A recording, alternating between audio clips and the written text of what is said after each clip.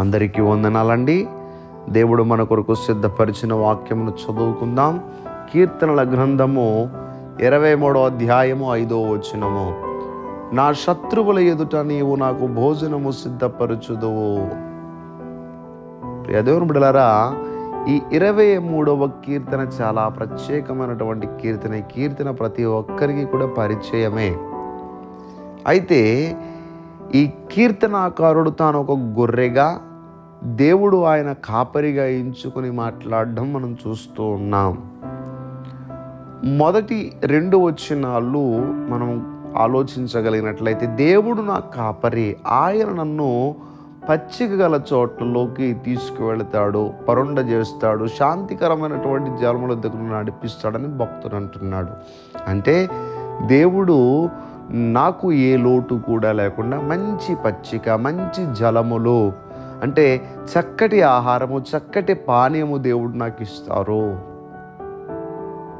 అంటే ఆహ్లాదకరమైనటువంటి ప్లేస్లో, చక్కటి స్థితిలో ఆయన కాపరిగా ఉండి నన్ను నడిపిస్తారని భక్తుని యొక్క ఉద్దేశం. 4వ వచనం చూసినట్లయితే, గాఢాంధకారపు లోయలో నేను సంచరించినను అంటున్నాడు. అంటే నా జీవితంలో ఒకవేళ కష్టాలు, బాధలు, శ్రమలు వచ్చినప్పటికీ నేను భయపడను. ఎందుకంటే దేవుడు నాకు తోడుగా ఉన్నారు.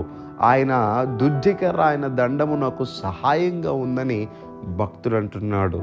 ప్రియ దేవుని బిడ్డలారా, మన జీవితంలో కూడా ఒకవేళ అన్నీ బాగున్నా ఒక్కొక్కసారి కష్టాలు, సమస్యలు వస్తాయి కనుక ఆ సమస్యలు అనేటువంటి గాఢాంధకారము మన జీవితంలోనికి వచ్చినప్పుడు, అలాంటి లోయల గుండా మనం వెళుతున్నప్పుడు భయపడవలసినటువంటి అవసరం లేదని భక్తుడైన కీర్తనాకారుడు అంటున్నాడు. ఎందుకంటే నాకు దేవుడే తోడుగా ఉంటాడు, దేవుని యొక్క సహాయము నాకు ఉంటుంది, ఏ అపాయానికి కూడా నేను భయపడనంటున్నాడు. ఈ ఉదయకాల సమయంలో ఈ మాటలు వింటున్నటువంటి మనం కూడా దేనికి భయపడవలసిన అవసరం లేదు. దేవుడు మనకి తోడుగా ఉన్నారు. అయితే 5వ వచనంలో ఒక మంచి మాట ఈరోజు మనకి దేవుడిచ్చే మాట. నా శత్రువుల ఎదుట నీవు నాకు భోజనము సిద్ధపరచుదువు. అంటే శత్రువులు ఏమంటారంటే, శత్రువుల యొక్క ఉద్దేశం ఏంటంటే మనం పతనం అయిపోవాలి, వాళ్ళ కండ్ల ముందు మనం నాశనం అయిపోవాలని కోరుకుంటారు శత్రువులు. వారి కండ్ల ముందు మనం బాగుంటే వారు ఒప్పుకోరు, వారికి ఇష్టం ఉండదు. మన యొక్క పతనాన్ని, మన యొక్క నాశనాన్ని కోరుకుంటారు కొంతమంది. కానీ అలాంటి వారి ముందు మనం పడిపోకుండా, మనకి లోటు లేకుండా దేవుడు మన శత్రువుల ఎదుట మనకి భోజనము సిద్ధపరుస్తానని మాట్లాడుతూ ఉన్నారు. నా శత్రువుల ఎదుట నీవు నాకు భోజనము సిద్ధపరచుదువు. ఎంత మంచి మాట అండి.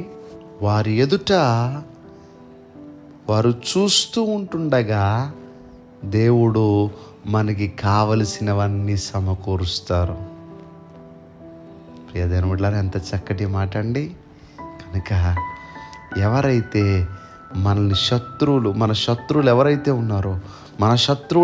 ఉన్నారో వారి ఎదుటే దేవుడు భోజనం సిద్ధపరుస్తాడు. అంటే వాళ్ళ ముందు పడిపోకుండా, వారు చూస్తూ ఉంటుండగానే దేవుడు మనకి కావలసినవన్నీ సమకూరుస్తారు. ఈ మాటలు వింటున్నటువంటి నీవు, వీరు నా కోసం అలాగ అనుకుంటున్నారు, నా పతనాన్ని చూస్తున్నారు, లేకపోతే నాకేం జరుగుతుందని నా శత్రువులు అనుకుంటున్నావేమో. దేవుడు వారి ముందు నేను పడిపోనీయడు. వారి ముందు నిన్ను హెచ్చించి నీకేం కావాలో ఆయన నీకు సిద్ధపరుస్తారు. దేవుడి మాటలు దీవించునుగాక.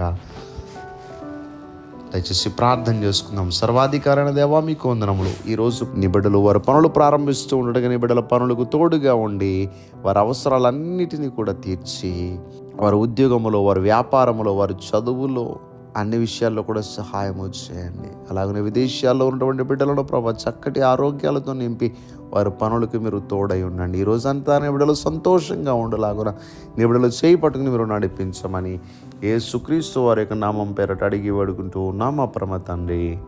Amen, amen, amen.